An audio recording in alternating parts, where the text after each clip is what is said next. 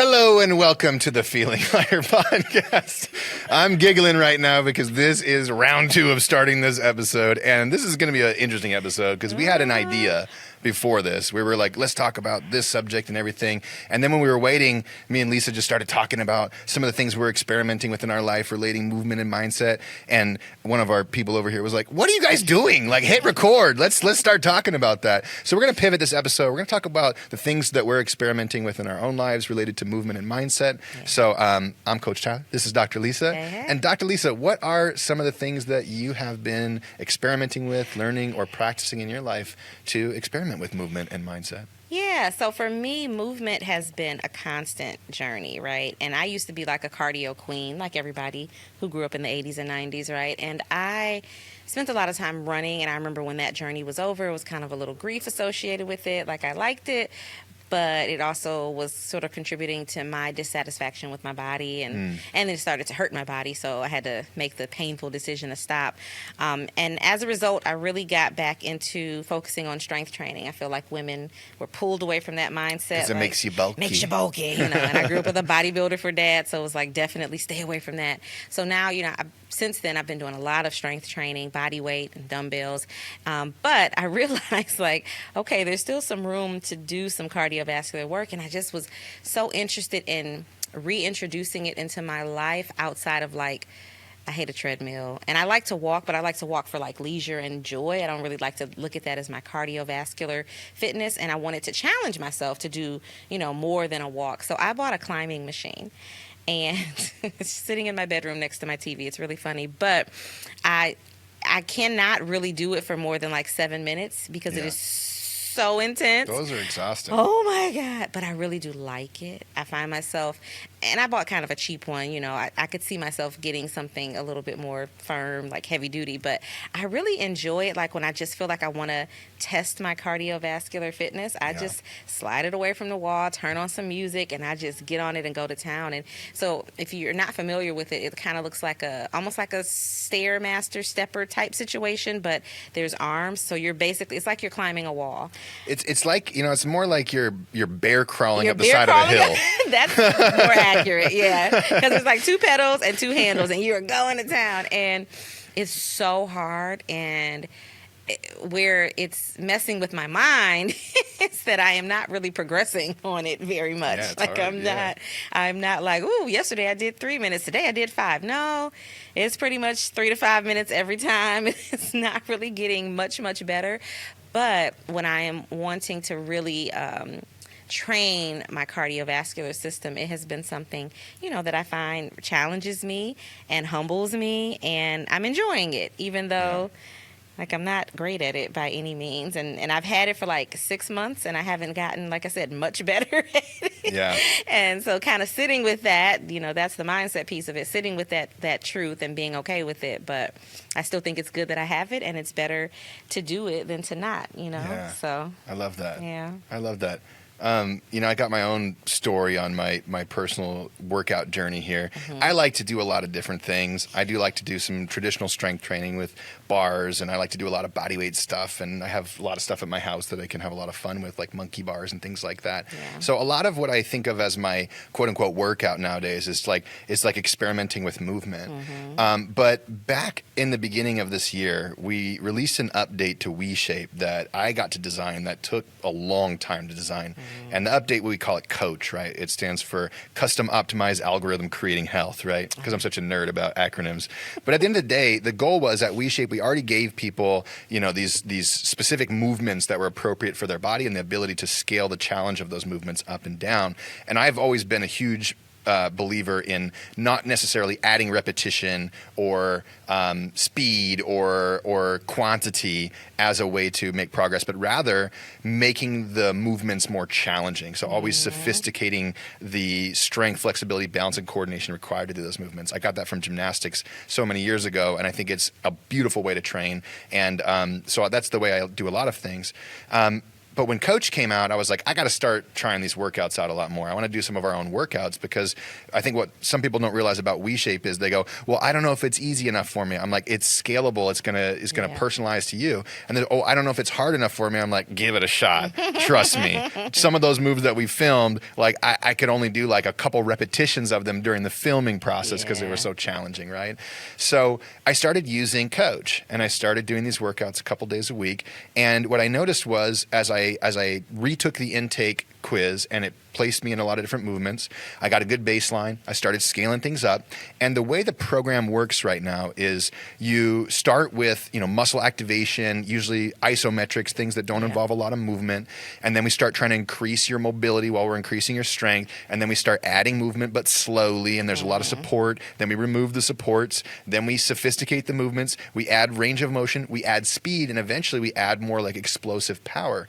So I started scaling up into a lot of the movements that involve jumping and landing and doing things like that. And what's interesting is, in my normal workout routine, I don't do a lot of jumping stuff. No. Like, I got 5 knee surgeries, and I'm like, jumping, schmumping, I don't really want to do that. The risk is high. But as I'm doing these workouts, I first started with a smaller foundation, went slow, listened to my body, paid really close attention to those principles of making sure my knees are moving well. And after like the first month, I was like, I feel really good. I'm like, my knees felt really good, which was surprising based on the fact that I was doing a lot of explosive jump work.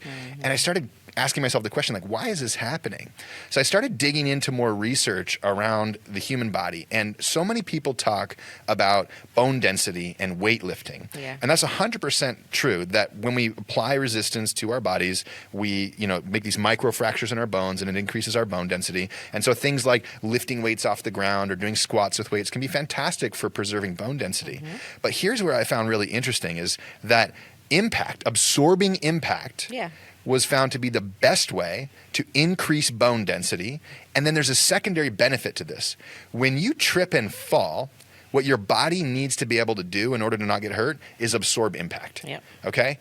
When you are creating bone density from putting a heavy weight on your shoulders, you're not training yourself to absorb impact. You're training yourself to lift a weight, right? And so as I started looking into this more, there's so much more than just like, I'm doing this jumping move right here and my muscles are tired. It's my bones are becoming more dense. My tendons and ligaments are becoming more dense. I'm becoming smarter at absorbing impact, right? With more coordination, because I'm paying really close attention to how my body feels, especially when I'm doing things unilaterally, left and right. And then what was even more interesting, and I think this is something that'll be bigger in the future, because fascia has been, it's been a talked about subject for a while, but people are now talking more about training the elasticity of fascia being one of the most beneficial things you can do to train your body to properly absorb impact. So it's not just about muscular coordination or whether you have the integrity of your joints to be able to do that. It's also about the fascia that surrounds all the muscles having a little bit of tensile integrity, acting like a rubber band, allowing you to bounce and spring around. And it's really interesting because we went on an Easter hike a while ago, and a couple days ago. And I ran to the top of this hill, okay? And I ran to the top of this hill with a bag full of Easter eggs on my back. And while I was doing it, I was thinking to myself, I don't run all that often, and I don't run because, like you, it often doesn't feel that good. But I was trying to be so mindful about every step I was taking. And another thing I was doing is I was trying to keep my knee slightly bent so it never gave the opportunity to be fully straight. And so I was kind of hitting the quads kind of heavy on the way up. And I got to the top, and it was like a 2-mile run on a trail up a hill. And normally, that's the type of thing I wake up from the next day, and I get swelling, and I'm like, that's why I don't run, that kind of thing. But in that particular instance, I woke up the next day, I was a little bit sore, and everything felt good. And I was like, oh my God, like, I think I've undersold the value of practicing absorbing impact in your routines. I 100% agree with you. And for the same reason I stopped running, I stopped doing a lot of jumping in my exercise as well. I would just always modify down. And one day, maybe like 3 or 4 months ago, I was like, Lisa, you can probably jump. I had to say it out loud. Like, you probably can jump. Like, you're probably not, I don't know what ideas I had absorbed, or I don't know what it was, but something told me just stop doing it. You just get a little injury, and then it starts to hurt a little bit, and then you're like, nah, I don't do that anymore. Yeah, right? And maybe that's what it was. Just one time doing it, something didn't feel right. But if I had stopped and taken a moment to examine maybe what my form was looking like in that moment, or what my footwear was looking like in that moment, I probably would have, been able to point out the flaw. But I started jumping as well. And like, and when it's time to do jumping jacks, I don't always modify now. Like, I'll do the jumping jack, or I'll do, the move, or I'll do the squat jump. And I 100% agree, when I am living in my body and like really getting that sense of embodiment, and I'm paying attention to my form, I actually do sort of come out of that workout feeling much better. Yeah. More challenged for sure, Yeah. but almost like more bang for my buck. So I think it's just a great example of how you can increase the intensity of your workouts from a space of a more pure intention, right? Yeah. And not beating yourself up about it. Just I'm like, way more present with myself. Yeah, like, I let me feel try it this more. thing. Let me be in my body when I try this thing. Let me be mindful. It's this mindful movement, where sometimes I think in the past it will be very mindless. Yeah, that's right. So it's this mindful movement, like you focusing on your quads, me focusing on the position of my feet, when I step out into that jumping jack. And then so you can see the benefits on the other side of that. So it's not bad for you. You don't have to avoid jumping forever. We were talking before we started filming.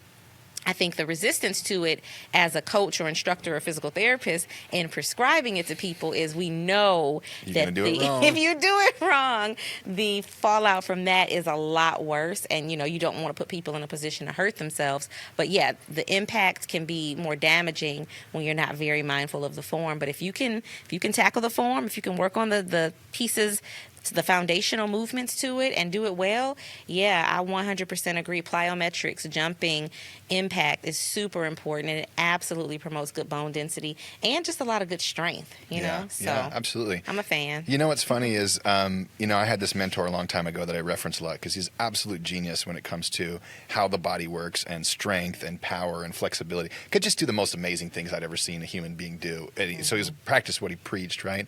And one of the simplest ways he described what athleticism meant was the ability to contract and relax a muscle as quickly as possible. So on, off, right? On, off. And what we find is that athleticism, meaning running, jumping, doing sports, things like that, it's not on at the highest intensity. That's like powerlifting. And that's why you see a powerlifter huff and puff to walk up the stairs and look like they're tight all the time, is because all they've trained is squeezing the muscle, but not squeezing, relaxing. Right. Even throwing something isn't tight. You have to have the same amount of relaxation as you do the ability to access tension to make that throw as effective as possible. And so that's what jumping and explosive training does for you. But to piggyback on what you said here, and I want to be really clear to people, if you have poor movement, and a simple one is like, if we're talking about jumping with your legs, your knees, if your knees are caving in a little bit, they're wiggling in, or they're internally rotating a little bit, you're going to wear those knee joints down, and it's going to feel horrible for you. So this is where you have to be willing to check your ego at the door and say, I'm going to probably go down 3 or 4 more steps than I think I probably should. And I'm going to do that movement until I'm like pretty dang sure that I'm doing it well. Right. And so when it comes to jumping, like I can give people who are on this, maybe you're watching, maybe you're listening, I'll try to describe both. If you are practicing a sit to stand, which is one of our kind of mid-level moves, it's just simply standing up from a chair with perfect form, right? What we want to be able to do is, can you do that perfectly? Yeah. If you can't do that perfectly, jumping and landing is a bad idea, because you're not going to be able to do something fast that you can't do slow. Absolutely. Right? And so if you can do a sit to stand, then maybe at the top of that stand up, you rise all the way up on your toes. And we start conditioning the ankles. And more importantly than just rising up on the toes, we want to have it be flow, like smooth, like rising up on the toes. And as we come back down, rolling to the heel and coming back down. So we're starting to train what that spring and that impact feels like without actually creating impact. Then once we're like, whoa, I'm good at this. I feel, boom, I'm up on my toes, boom, rolling to my heels, back down in the chair, and I can repeat, and I got a good rhythm of that. Now we're going to add a hop at the top. But I want to emphasize the word hop. We are not jumping 3, 4, 5, 6 inches off the ground. We are just applying enough speed and force to lift our toes off the ground just a teensy bit, right? And we're paying really close attention to not how high I can jump, but how smooth can I make this movement? If we focus on the quality of the movement and the smoothness of the movement, that's what's going to ensure that we are much safer as we're doing it. And then, as you can imagine, over time, just increasing the amount of power you're putting into that to increase the hop. And so this is like a process that for most people probably shouldn't take like 2 or 3 weeks, or even maybe even 2 or 3 months, right? This is something where you might be doing these, the first level of that for 2 or 3 months, and then you do the next level for 2 or 3 months, and then you do the next level for 2 or 3 months, and then by the end of the first year, now you're able to hop and land again, right? But people have a hard time with time horizons having to be so short, and that's the fitness industry's fault. Don't get me wrong. That's the abs in 2 weeks and all these different things that people talk about. But I just want everybody to know, like, this is something I'm experimenting with. It's really actually been beneficial to me. As I dig into the research more, I see more and more that seems to be coming down the road that's going to validate this from so much more than just a muscular angle. And I also think you got to go slow, and you got to be patient. And you got to be really embodied and make sure that you're moving well. Y'all heard me say I have not gotten any better on my climbing machine.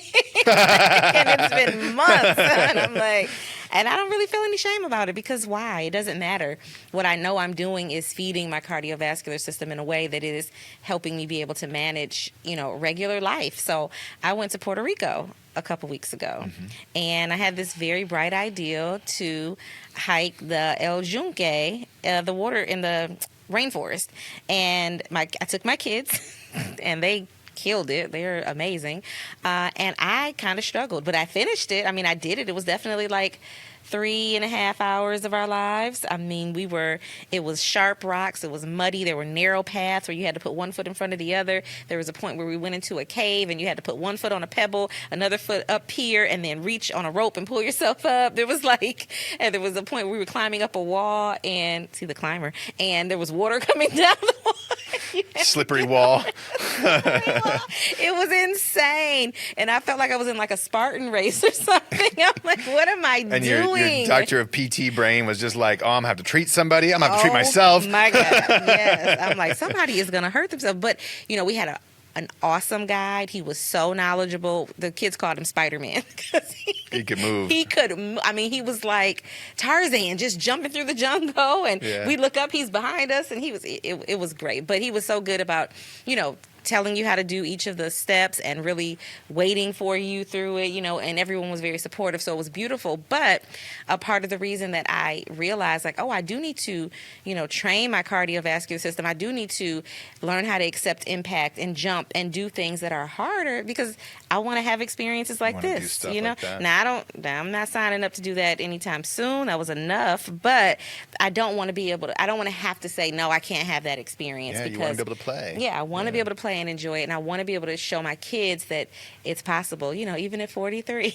I'm a 43-year-old mom, and I'm like hiking in a rainforest and doing crazy wild stuff, and that may not be the thing that you want to do, but making space for experimentation and challenges, and I know it's sometimes, if you've been listening or been around us for a while, or you're on our social media, we do talk a lot about slowing down and soft core fitness and more compassion and kindness and not pushing yourself.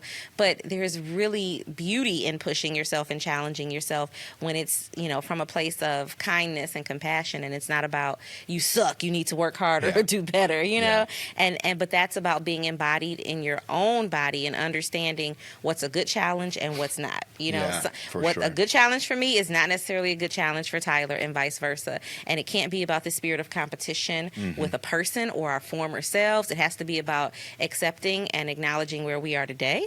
And deciding, like, what do I want to do to challenge myself a bit today? Or do I want to challenge myself a bit today? What do I want to do to push myself? Or do I even want to do that? And being okay with any of the answers that come from that. And it changes every day. And every single day. This is where I get to insert the shameless reshape plug, right? Yes. Not only did I love this coach upgrade, because what coach did is it takes all this information and data from you, and it chooses which stretches and movements you should be doing the most to help prioritize those particular issues. So as an example, if you have tight hamstrings, you're going to get a lot of movements and stretches to help you loosen those up. up. When they get looser, it's going to change its priority to the next area of your body that it sees as something that needs to get loosened up, for example. But another thing we added was this simple thing we call the daily check-in. Yeah. And I love this because I had a moment where I was thinking, okay, if I were to have a coach, that's why we called it coach, is like, I don't want people to join WeShape thinking this is like Apple Fit or Peloton or some other follow-along program. The goal was to give you a personal trainer, right? Like make it feel like there's a personal trainer there making good decisions for you. An educated Yeah. And I had this moment of like, okay, if somebody walks in as my client and I have a program that I think I'm going to have them do, and they're like, oh, I slept so horrible and I feel like crap today. Am I going to be like, okay, well, suck it up. Here's the program. No, a good trainer is going to adjust based on how you're showing up that day. Absolutely. And so one of the things that we put into this during this daily check-in is before you start your routine, it asks you, hey, how did you sleep last night? Mm-hmm. How much time do you have? And how does your body feel right now? Yeah. And based on those answers, coach is going to help you get a workout routine, or a movement routine, I should say, that is appropriate for you that day. Yeah. So if you show up, so this is the thing we're talking about, like, you know, don't always push yourself, but listen to your body. Some people might be like, I don't know what that means, right? And so we tried to create this structure in what that might mean. If you come in and say, I got a great night's sleep, my body feels good, and I got 30 minutes, well, coach is going to give you a good workout that day because you've told it. Like, you're like, I am ready to show up, right? If you come in the next day and you're like, I slept horrible and my body feels horrible and I've got 60 minutes, then we're probably going to be like, here's some stretches. Here's some gentle movements that you can do to fix some of the things that are in your body. And you're going to walk away from that workout feeling better and more energized than when you start because of the way it was outlined. So we just tried to remove as much friction as possible from people needing to have a lot of education around what this stuff all means and provide what we think would be the best benefit for them. And I'm so happy to say that I've been on a lot of live calls now lately where people look at me and say, I answered the questions and coach gave me this routine and I felt seen. And I was like, for this algorithm to see people makes me feel so happy, you know? Because it's true. You gotta wake up each day and say, how can I take care of myself? What does my body need? And what's right for me today? Right? What's really right for me today? And some days it's a handful of stretches and a lot of rest. Absolutely. And some days it's let's go after it and let's see how far I can push myself today, you know, while still staying within my comfort zone. Yeah. What a productive use of AI and technology. Oh, thank you. I love it. Thank you so much. No, I've heard all good things as well. It's from the client's experience, like of how spot on it is. Like when you say this is a problem, I'm not there today, I don't have it, and there's no shame around it. It's like, oh, okay, well, this is the workout your body needs today.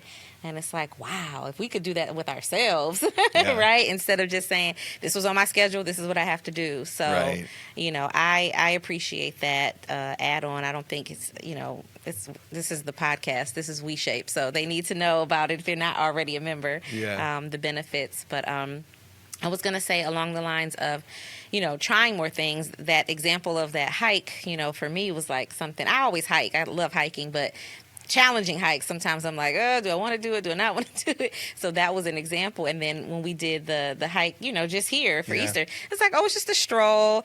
And it felt like a stroll, except for on certain parts. So it's like, this is hard. Like, I was sweating. Like, I worked out. I had to go take a shower. But it was a surprising workout. It was a surprising challenge, and it felt good. It didn't feel bad, you know? And I think sometimes we don't give ourselves like that unconditional permission to try something and not like it and be like, okay, I don't want to do this. Like, I'm going to turn around and go back.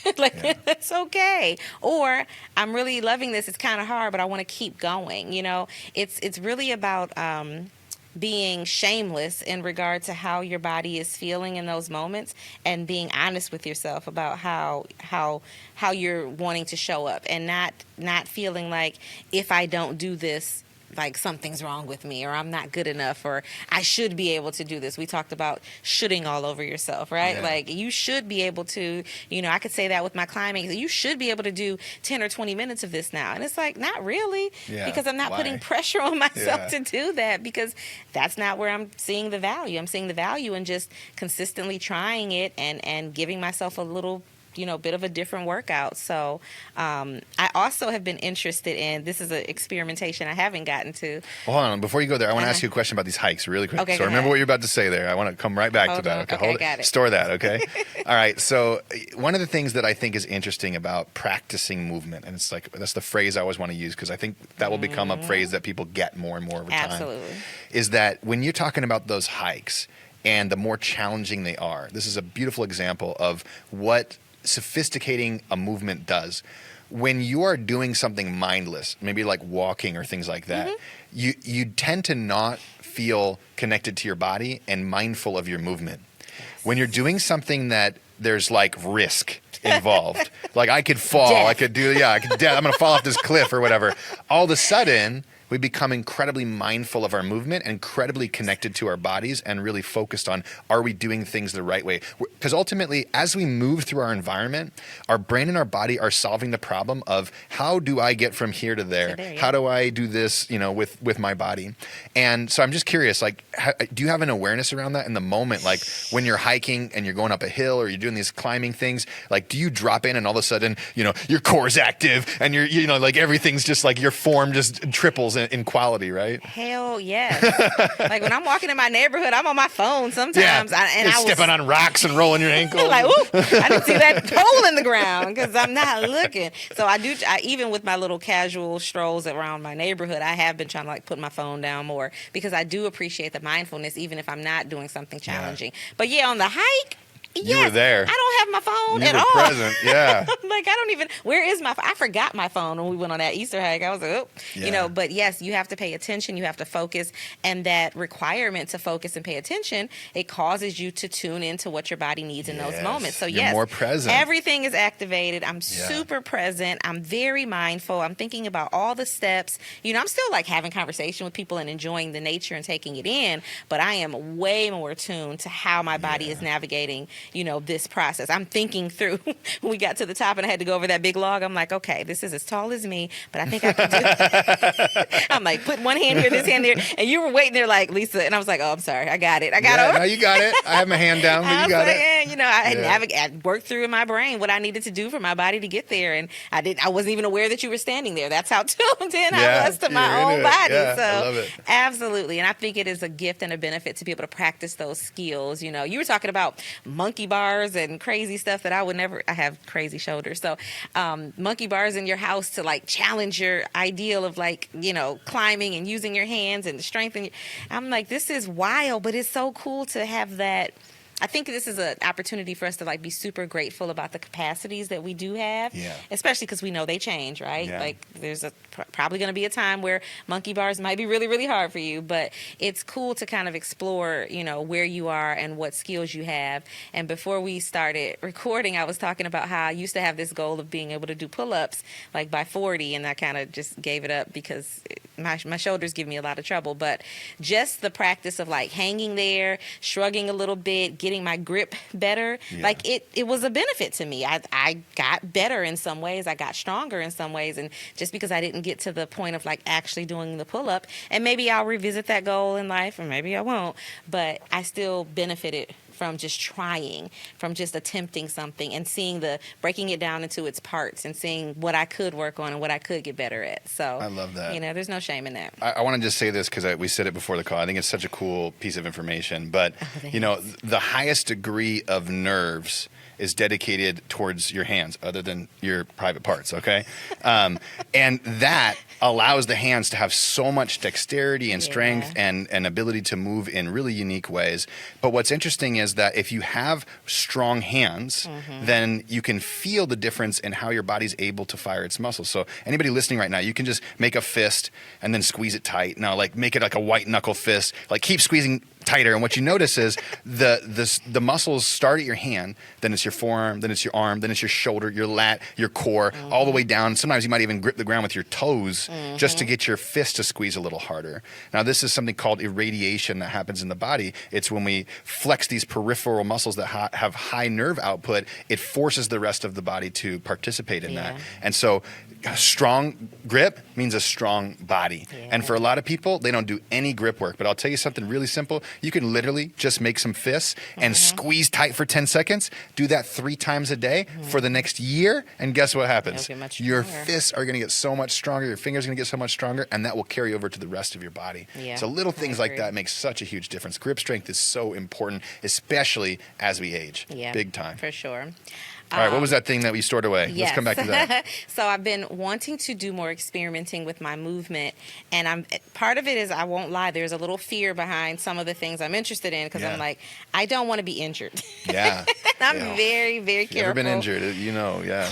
I'm very careful about not injuring myself, especially at this age and stage in my life. I'm like, I need all my body parts to work pretty optimally. I don't want to be injured, but I have so much interest in going back to skating, roller skating. Oh, yeah, girl, do it. Oh, I loved roller skating, and I did it maybe like 7 years ago, maybe 5 years ago was the last time, and I enjoyed it.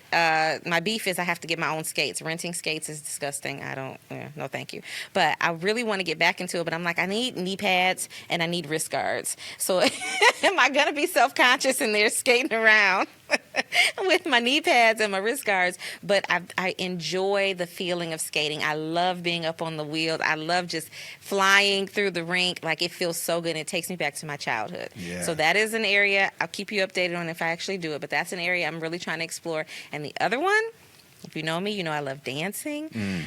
There's a lot of heels classes. Now, as a physical therapist, I struggle with this concept of being okay dancing in heels, but I know I did it and still do it, like my whole life. Yeah. So, getting some good ones, some good supportive ones with ankle straps. But I really want to get into these dance classes where you're learning these kind of sexy routines with good music. It's just a room full of women and really just dancing and expressing ourselves. Yeah. So, those are 2 activities that I'm really wanting to experiment with more for my fitness and for, other parts of my wellness and total health. But yeah, we'll see. Just make sure you wear the knee pads and the wrist braces in the heels class, too. Absolutely. I mean, just watching the people, they all have them on. So I'm like, they have the little tights when you pull them up. So, yes, for sure.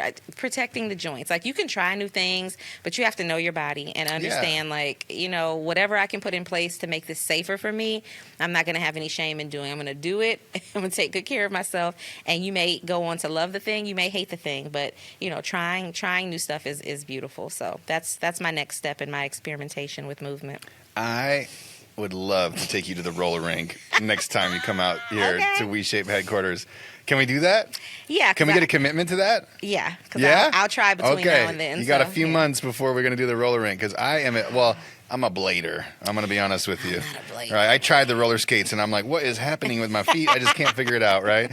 But I literally went skating in Golden Gate Park. They have this outdoor rink there that's incredible, like a couple weeks ago with my kids and my wife. Concrete makes me nervous. It is what it is. Well, we had a fun time. I always joke that I missed my calling as a speed skater, because if you see me in person and you see like my thighs and my butt, it's like those things are made to push, to push. So like I can skate fast. It's like one of my favorite things to do is go roller skating with my kids. Oh my God. Okay, it's I love so that. fun. Yeah, we'll have to do I love that. integrating things like movement into your life with your kids. And speaking to dance, like just talking about, I know I've talked about this before, but any opportunity that I get to dance, I'm just like, and it's not structured ever. Like, I'm not going to join a dance class, right? I'm just going to have fun, but I'll do it. And it's so fun. Sometimes we turn on music with our kids. Sometimes there's kids from the neighborhood there, and we go after it and we have some dance parties and we have some fun. It's crazy. Some of these kids are in dance classes. So I see this little girl that comes over sometimes, and I'm like, damn, this girl's got some moves. Like, show me some moves. And she'll sit there and she'll take me through a dance class. And it's so much fun. I really enjoy doing that. That's one of my favorite things to do with my body. Yeah. A couple other things that I've been playing around with lately that's fun, I'm really excited about. One is a recommendation, sometimes as these people who are like, influencing the public and what it is that we're telling them to do, I'm going to be honest, we oftentimes have this idealized version of what we want to do or things that we've done really successfully, but it doesn't always happen. And so one of the things that I've told people to say, how do you get flexible? Because if you meet me, I'm a big guy, but I'm pretty dang flexible. And I always say, stretch while you're watching TV. That's one of the most exceptional tricks to getting flexible, because almost everybody's going to watch some screens, not just TV, but screens. Somebody's going to watch some screens every single day, most likely. And if you just take that 5 minutes, that 10 minutes, that 30 minutes, whatever it may be, to stretch and just start experimenting with what your body needs and how things feel, oh my God, the amount of flexibility you can gain while not changing any time commitments in your life becomes huge, like humongous, right?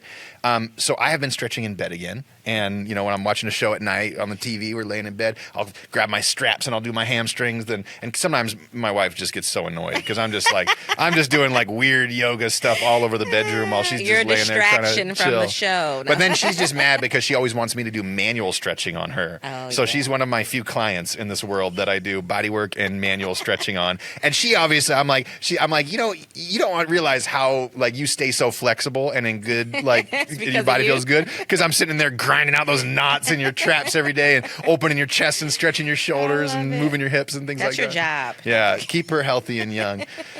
So stretching in bed, that's a big one for me that I really enjoy to do. And another one that I've been really having a lot of fun with is a long time ago, I got into some combat sports, specifically Brazilian Jiu-Jitsu, and I really enjoyed it, but man, knee surgery 3 stalled me out for a couple of years, and then I got back into it, and then COVID stalled me out, and then I had another knee surgery, and that stalled me out.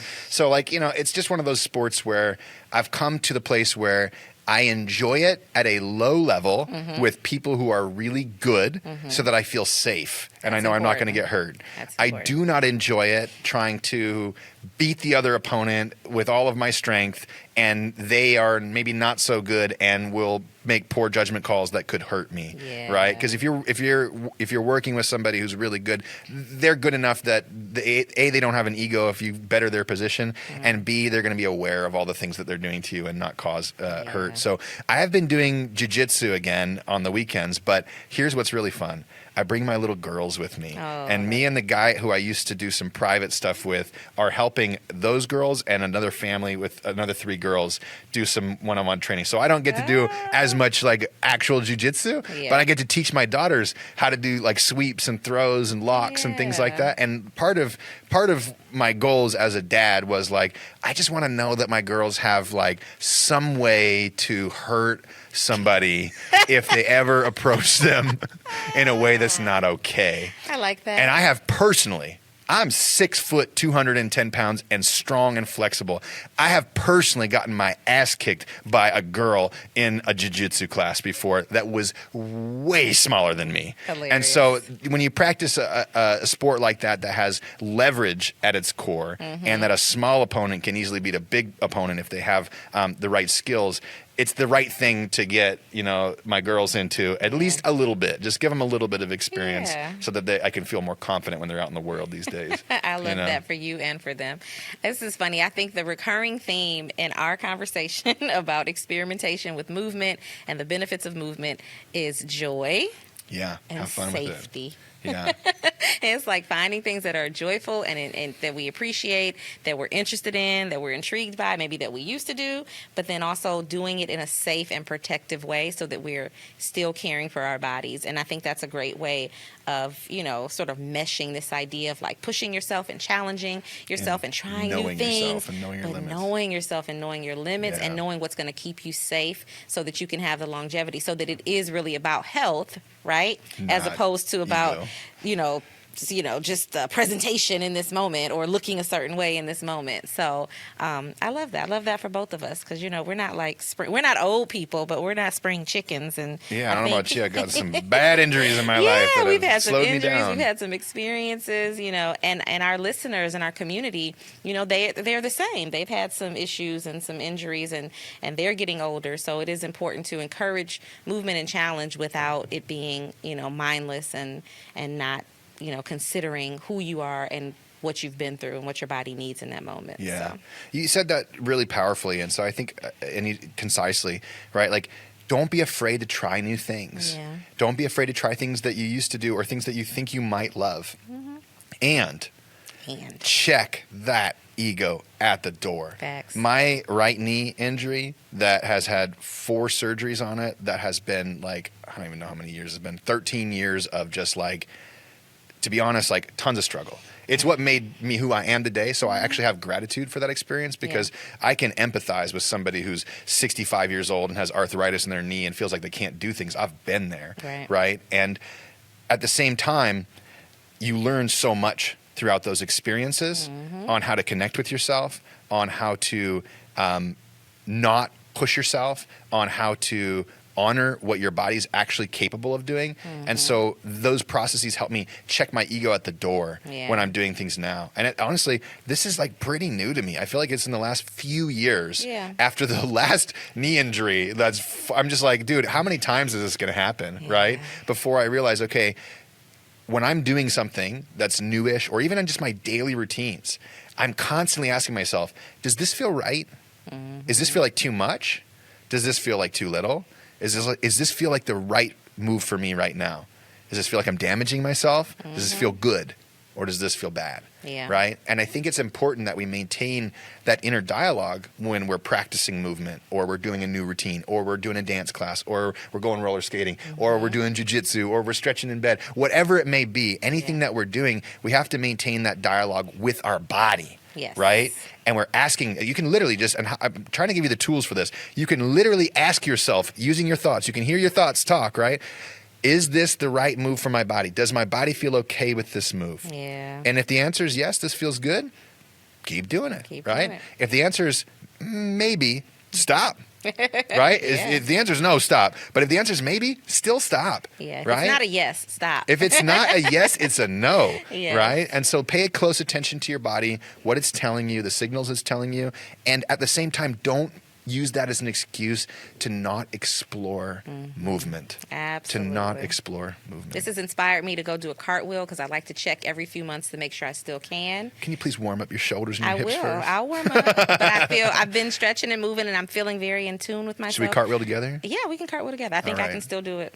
All right. Well, we'll get a video of us cartwheeling together. We'll post it on our social media and just make sure that everybody knows that it's fun to move and you should challenge yourself in movements, but you should listen to your body and know your limits. Be safe. Yeah, be safe. And don't be afraid to try new things and experiment. I mean, practicing movement is exactly what it means. We're practicing movement. We're experimenting with new things. And along the way, hopefully we're developing a better relationship with ourselves in the process. Absolutely. So thanks for listening.